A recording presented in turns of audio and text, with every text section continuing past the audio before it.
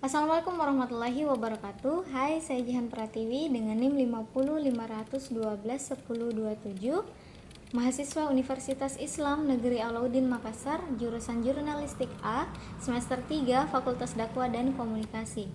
Video kali ini adalah saya akan membahas mengenai ekonomi media. Video kali ini mengenai tugas perdana saya mengenai ekonomi media yang dibimbing langsung oleh Ibu Suryani Musi. Dan yang akan saya bahas pada video kali ini mengenai konsep dasar ekonomi media. Tentunya tidak terlepas dari definisi dan pengertian dari ekonomi media, kemudian kekuatan yang mempengaruhi dari ekonomi media, perspektif dari mikroekonomi dan makroekonomi, kemudian pengaruh dari industri media pada pendapatan sebuah negara. Penasaran? Mari kita bahas satu persatu. Check it out. Nah, pada kesempatan kali ini saya akan membahas mengenai definisi dari sebuah ekonomi media.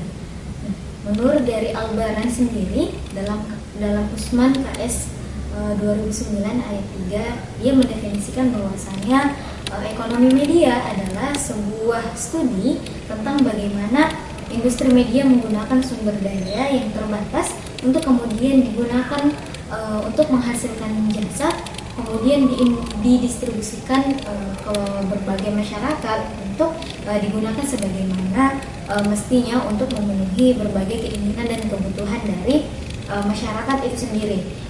Sedangkan menurut IKAT dalam Usman KS 2009 juga mendefinisikan bahwasanya ekonomi media ini berkaitan dengan bagaimana industri itu kemudian dialokasikan ke berbagai sumber untuk kebutuhan masyarakat untuk menghasilkan sebuah informasi, kemudian dijadikan sebagai hiburan ataupun dijadikan sebagai hal yang digunakan untuk memenuhi kebutuhan audiens itu sendiri, pengiklanan dan distribusi sosial lainnya. Kemudian kita masuk kepada pengertian ekonomi media. Nah, ketika kita berbicara mengenai ekonomi media, ada dua hal yang kemudian akan kita bahas, yaitu ekonomi dan kemudian media. Pengertian dari ekonomi sendiri adalah ekonomi merupakan sebuah studi yang digunakan oleh manusia untuk menggunakan sumber-sumber daya yang kemudian terbatas untuk dialokasikan atau kemudian memproduksi komoditas dan kemudian didistribusikan kepada masyarakat ataupun kelompok masyarakat lainnya. Ini kemudian digunakan oleh beberapa kalangan atau beberapa industri.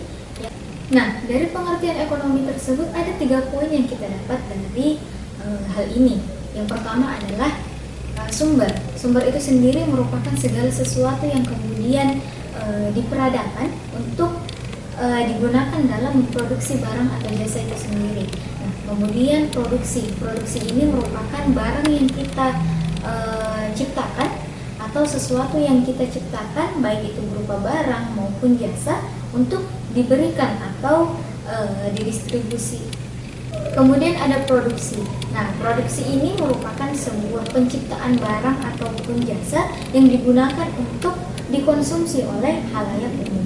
Setelah produksi ada yang namanya konsumsi. Konsumsi ini merupakan penggunaan barang atau jasa untuk memenuhi kebutuhan dari masyarakat itu sendiri. Nah, itu merupakan pengertian dari ekonomi. Lanjut, kita akan membahas mengenai apa itu media.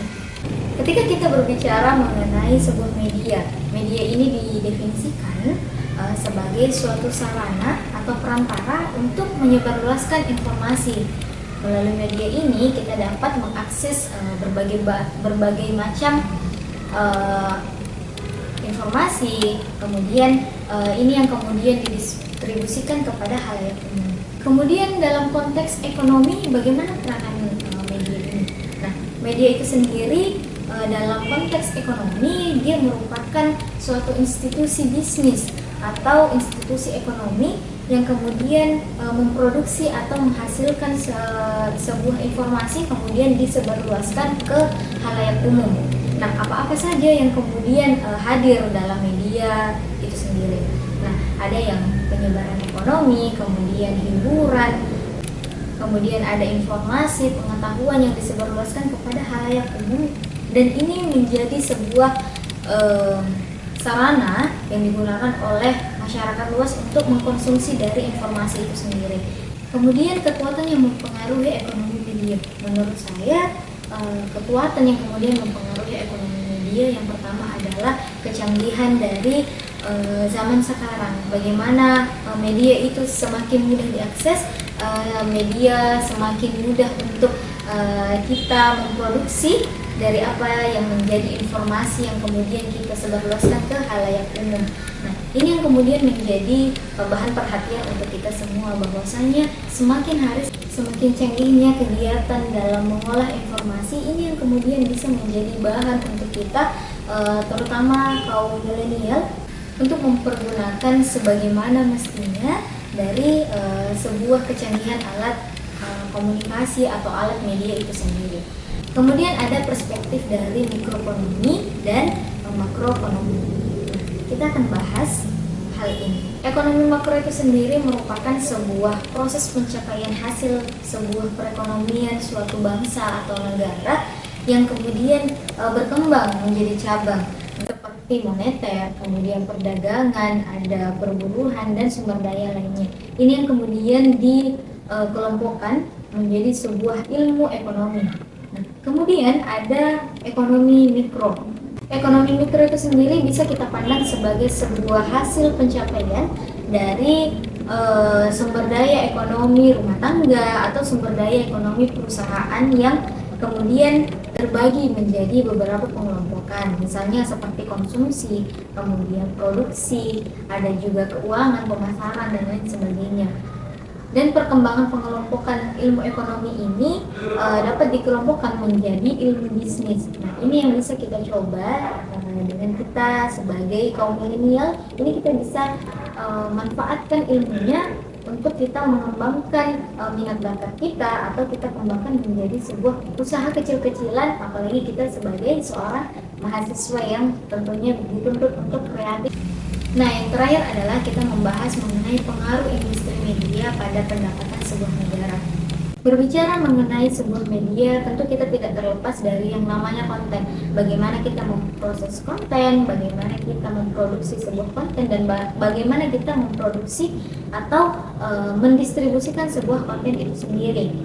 Berbicara mengenai media atau industri sebuah media, tentu kita tidak terlepas dari yang namanya konten. Bagaimana proses konten itu dilakukan, kemudian bagaimana pengelolaan dari konten itu sendiri, lalu bagaimana sih distribusi dari sebuah konten itu sendiri. Tentunya ketika kita berbicara mengenai industri, tentu ada perusahaan yang kemudian menjadi poin daripada industri media itu sendiri.